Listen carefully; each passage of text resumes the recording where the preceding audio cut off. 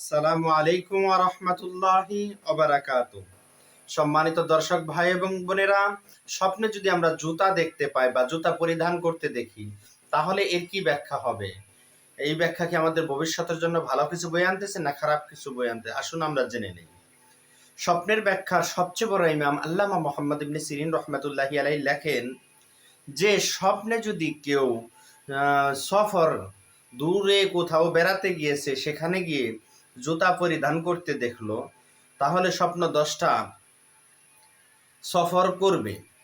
স্বপ্নে দেখলো দূরে কোথাও সফরে গিয়ে বা বেড়াতে গিয়ে জুতা পরিধান করেছে, তাহলে সে বাস্তবেও সে বেড়াতে যাবে।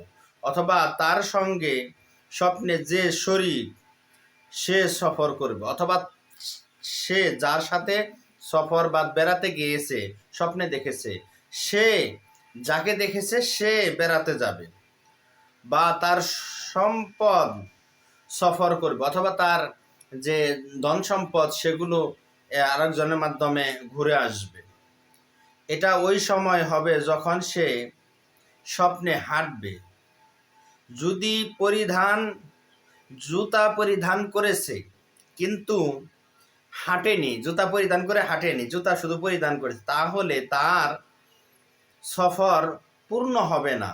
যদি এমন হয় যে তার জুতার ফিতা ছিঁড়ে যায় বা খুলে যায়, জুতা পরিধান করেছে স্বপ্নে তার জুতার ফিতা খুলে গিয়েছে বা ছিঁড়ে গিয়েছে, তাহলে সে সফর থেকে বিরত থাকবে, সে সফরে যেতে পারবে না।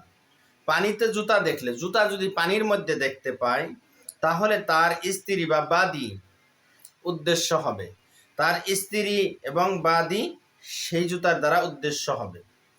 স্বপ্নে কোনো ব্যবসায়ী যদি স্বপ্নে জুতা পরিধান করে বাজারে ঘোরাফেরা করতে দেখে, যে কোনো ব্যবসায়ী স্বপ্নে জুতা পরিধান করে বাজারে ঘোরাফেরা করতেছে দেখলে, সে সম্পদ অর্জন ও ভালো জীবনযাপন করবে তার ইঙ্গিত বহন করে। কখনো স্ত্রীকেও বোঝাবে। এই বাজারে জুতা পরিধান করে ঘোরাফেরা সেটা স্ত্রীকেও অনেক সময় বোঝায়। অথবা হাদিয়া উদ্দেশ্য হয়, কারো কাছ থেকে সে হয়তো কোনো ধন সম্পদ হাদিয়া বা উপঢৌকন হিসাবে পাবে। এজন্য এই ধরনের স্বপ্ন আমরা যদি দেখে থাকি, আমরা বিচলিত হব না। কোনো অপ্রীতিকর স্বপ্ন দেখে থাকলে আমরা সবসময় আল্লাহর কাছে আশ্রয় প্রার্থনা করব। আমার এই ভিডিওটি যদি আপনাদের ভালো লাগে, তাহলে অনুগ্রহ করে আমার চ্যানেলটি সকলেই সাবস্ক্রাইব করুন, সাথে থাকা বেল বাটন বাজিয়ে দিন, যাতে আমার আপলোড করা ভিডিও সবার আগে আপনাদের কাছে পৌঁছে যায়। এবং আপনাদের জীবন ঘনিষ্ঠ স্বপ্নের ব্যাখ্যাগুলো আমাদের কমেন্ট বক্সে জানাতে পারেন, আমরা উত্তর দেওয়ার চেষ্টা করব ইনশাআল্লাহ।